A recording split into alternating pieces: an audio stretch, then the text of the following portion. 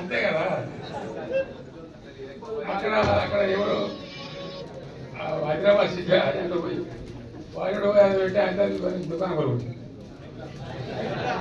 పోయి దుకాణం కొలగొట్టేసి మనం వచ్చినాక ఏం చేసామంటే పేదలు ఎవరైతే ఉన్నారో గ్రామాల నుంచో పల్లెల నుంచో పట్టణాల నుంచో పాపం బతుకు ఉండి లేక కొంతమంది పట్టణంలో ఏదైనా పని జరుగుతుందో చేరుకుంటారు, రకరకాల అనుకుంటారు, నిరుపేదలు వచ్చి పాపం ఆ బస్తీలలో కూడా దాదాపు వానికి 500 రూపాయలు ఇచ్చి దాడ పట్టుకొని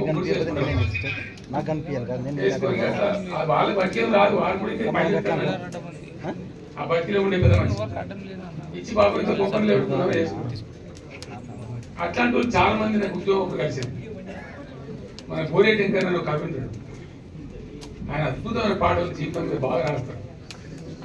ఆయన 2 రాత్రులు కూర్చున్నాయి ఆయనతో ఈ పాట మీద ముందుకు రాస్తాం. నన్ను తీసుకుపోయింది, నీ పేరు ఏమైనా గుర్తు అప్పటికే పాతారు కానీ నన్ను తీసుకొని బట్టి చూపించింది. గల్లీ చిన్నది గరీబోళ్ళ కథ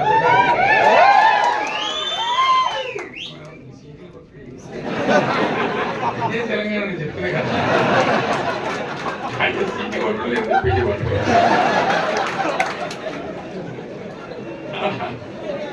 ఆ పాట వింటే నిజంగా మనసు పెట్టి ఆ పాట విన్నామనుకో, ఏ గ్రామం నుంచో ఏ పల్లె నుంచో పాపం బతకడానికి వచ్చిండే పేదలు ఈ నగరాలలో మన వరంగల్ కావచ్చు, హైదరాబాద్ కావచ్చు, ఇతర నగరాలలో వాళ్ళు పడే బాధ ఎట్లుంటుందనే వర్గం నాకు చాలా గొప్పగా ఉంటుంది, మామూలుగా ఉండదు. అది వింటే మనసు పెట్టి వింటే మన కంటకు నీళ్ళు వచ్చేది.